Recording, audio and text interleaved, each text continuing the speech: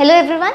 Now we are going to start with the last part of the chapter, and as you all must be following the book, you must be knowing that this is the last topic of this chapter.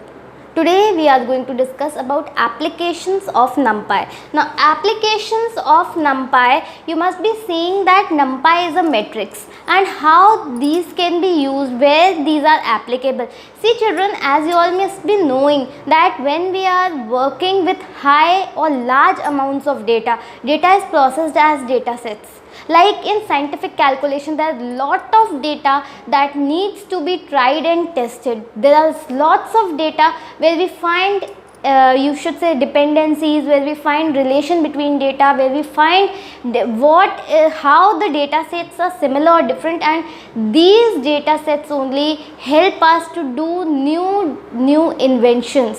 Whether one technique is better or other, how do you know? By performing some tests, and the data of these test sets have to be found on the basis of the relations they have. They have to be compared, whether they are similar, whether they are different, whether there's lot of difference, whether the data is just same, whether it is having some dependency. These data test sets are to be processed with very complex mathematical calculations which are beyond human brain, or if a human does, there's a lot of probability of error. As we all know that computer is a machine and that doesn't commit mistake.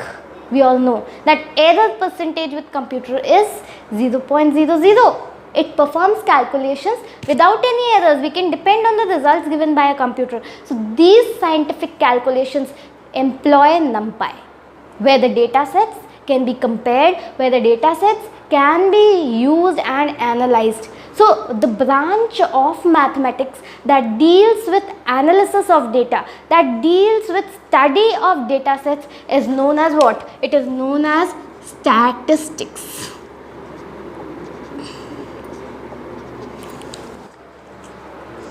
Now this statistics is a branch that where we see different data sets. Now these data sets are to be compared. They are compared whether a particular set of data is similar, is different, is highly similar or highly different.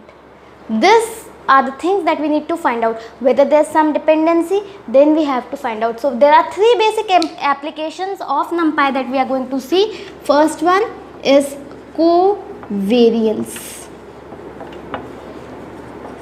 Second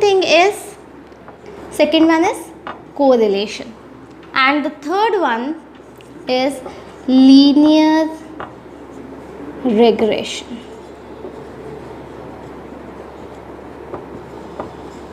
These are the three mathematical things, three basic applications where we use the NumPy. So first, when I am talking about covariance. Now when I talk about the term variance, what is variance? Variance means difference. When I am talking about variance, what is variance? Variance is different. And when I am saying it is defined, when I am talking about variance, it's defined how much a random value differs from its ideal value, from its expected value. It is known as variance. What is variance? It tells us how much a value is differing from its ideal value or its expected value is variance. Now when I am talking about covariance, now we all must be knowing when this word co comes. This co word comes when we talk about something that is compared with other, or is done with one more set, then it is co. Like coordinate, two people will coordinate. Cooperate, two people will cooperate, one cannot. So covariance is the variance between items of two different sets.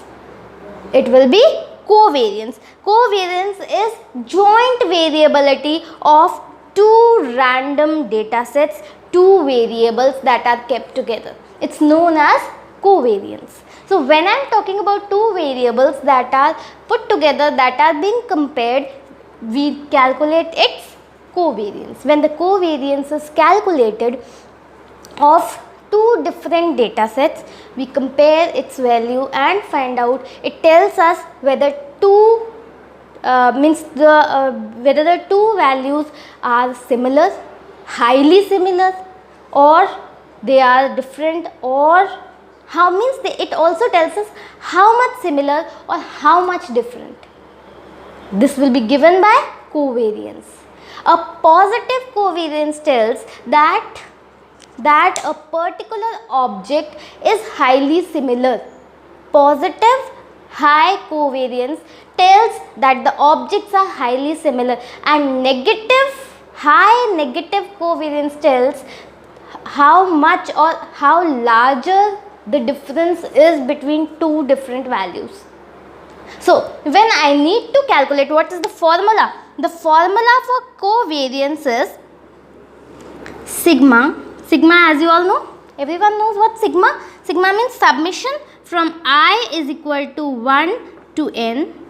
Okay. Then xi minus x mod, then yi minus y mod upon n minus 1.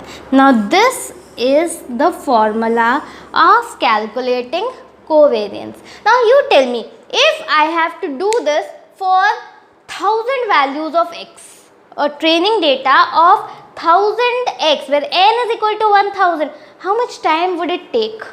It would take a huge amount of time. It would take huge amount of effort just to find covariance between two data sets of x and y. But if I am using NumPy, see, the thing is that when I am using a computer built system, how my work is becoming easy. So when I am talking about NumPy, now NumPy is something that does things so quickly and easily. When I am using NumPy, I have a simple function named as cof. So as you all know the alias name, np.cof, and I will be writing the name of two matrices like AR1, array 1 and array 2. These are my two arrays. Now when I am talking that if I am having these two, now if I am having n data sets, this is my data set number 1 and this is my data set number 2. So my n value here is equal to 2. So if I am having n data sets, then this function np.cof will result into a n cross n matrix. N cross n matrix. Now for taking value of n is equal to 2, I am going to get what? I am going to get a 2 cross 2 matrix. So let my two variables be x0 and x1. Then the matrix that I will be getting, it will be cof x0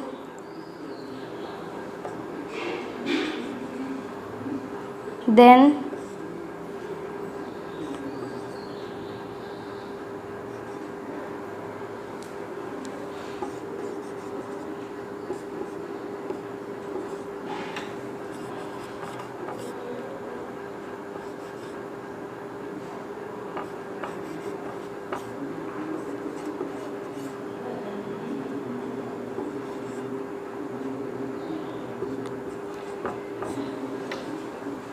this will be the resultant that I will be getting. So when I am getting this x0 and x1, this will be giving what? The positions of this will be giving me the value that is variance of x0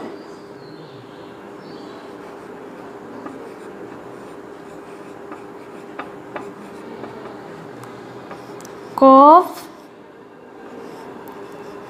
x0 x1 is equal to variance of x0 comma x1 cov x1 x0 is equal to variance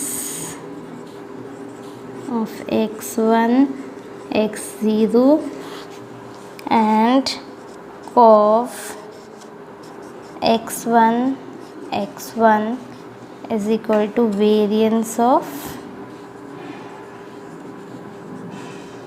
x1. Now, one thing we have to see that when I am talking about variance, if I find difference between two objects, for example, if I find difference between lion and tiger, difference between lion and tiger will be always equivalent to difference between tiger and lion. In the same way, variance between x0 and x1 will be equal to the variance between x1 and x0. Always these values will come as equals. Is it easy? Now, did you see that how easily in place of doing such big mathematical calculation, only this single statement gave us the result. In the same way, now if this n was 3, if the covariance, if the number of variables that we used, it was 3, what would have happened? I hope it is very easy, but once again, if I say n is equal to 3, so the resultant would be n cross n. This is equal to 3 cross 3 matrix. So this C matrix would be what? It will be COV, covariance of x0, x1. Now variables will be x1, x2, x0. So cov this, then COV x0, x1, COV x1, x2, x0, x2. Now COV x1, x0, COV x1, x1, COV x1, x2, COV x2, x0, COV x2, x1, COV x2, x2. Now again, this x0, x0 will be covariance of x0, x1, x1 covariance of x1 and x2, x2 covariance of x2. Then if I am talking about x10 and x01, these two will be equal. Why? Because again the variables are same. If I am talking about this x2 and x0, these will be same. In the same way, talking about x1 and x2, these will be same. This is how we can find different variances in just writing one single command. If I am using one single command, this can be done. The command for this will be what? np.cov, simply like AR1, AR2, AR3, and the result will be this matrix. And we have different covariances in just one command. Now, talking about correlation. Now, when I talk about correlation you can say it's just normalized covariance. Normalized covariance means here we are just concerned with whether the data sets are similar or the data sets are different. Only this. We are not concerned with how much similar and how much difference. Only we are needed to know whether the data sets are similar or they are different, as simple as that. So we have only two values here, -1 and 1. -1 tells that the objects are different and +1 tells they are similar. Only this. Again, for calculating this, we are having one simple function that we use, that is NP, that is any alias name you can use.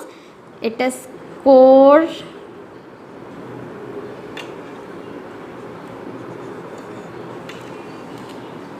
this is the function that we use for creating for finding correlation.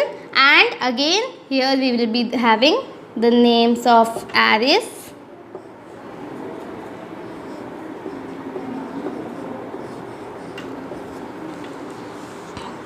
Again, this will result into an array, n cross n array, that will be giving value either +1 or -1. If this gives +1, then the data sets are similar. +1, then it is similar. -1, then it is different. Now, let's see about the third thing, that is linear regression. Now, linear regression. Now, here as we have seen, coefficients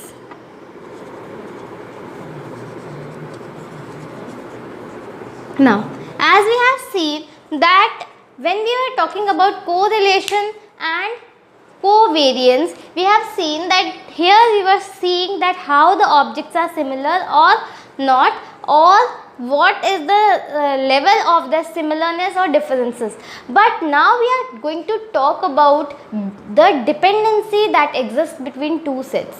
Now, when I am talking about linear regression, it's a method of error finding. It's a method of finding error in the trained data set. See, whenever we are doing some scientific calculation, whenever we are doing some experiment, whenever we are testing I should say simulation, there are two sets of data.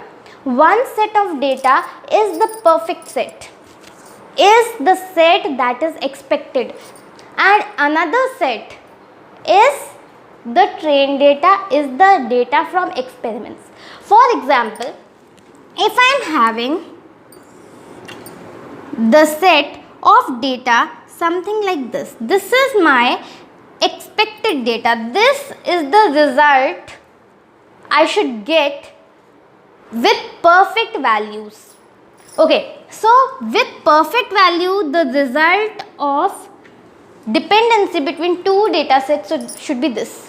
We are talking this as linear regression. Why? Because the dependency between the two data sets, for example, x and y are two data sets, and I want to find out dependency between them. We are talking about linear regression, so we assume that the relation between A and B should be linear. I hope you know this as a linear equation. So, whenever the relation between the two data sets should be linear, the resultant line or the resultant plot of the values of x and y should be a linear, should be a straight line. Now, the problem comes is that when I am having my experiments, the value of x and y should exactly fall on the points of the line. If there is a difference, if my values are coming something like this, these are my values. If these are my values, this distance is showing the error. Means practically, means by default, the point should have lied over here, but now it's over here. So, error is this distance. So, for finding out error, to find linear regression, the points of x and y should be plotted to find out the linear regression, the error, the amount of deviation of the trained data from the actual data. From the perfect condition will be done through linear regression. For finding out linear regression, we need one function that is known as polyfit. Now, this polyfit function is a NumPy function that plots values of x and y and finds it helps to find linear regression to find this error and comparing this line. So as all other functions, it will be written with an argument polyfit. The arguments over here will be x, comma y and comma degree. So there are basically 3 degrees, out of which 1 degree you will be mentioning over here. Here x and y are metrics of x values that you have obtained through experiments, and this is matrix of y. And when x and y values are plotted with this degree, then the assumed line will be telling us about how much it is matching the actual or your perfect line. So this is how the various NumPy library functions with the help of arrays help us to perform complex and very time consuming mathematical functions with just 1 or 2 simple steps. Without any pain, without any error, we can get perfect results in SNPs. So this is very important, and this is the application of NumPy. Children, from your exam point of view, you mostly get these questions that are related to NumPy applications. You should know thoroughly the functions, the arguments and their working, how they are working, and how, from where you get the results, what is the result, what are the inputs, what are the outputs. I hope you must have understood this chapter nicely. If not, you can post your personal queries. Soon we will be joining for clearing your doubts and queries. Please be safe and please keep studying IP. Thank you.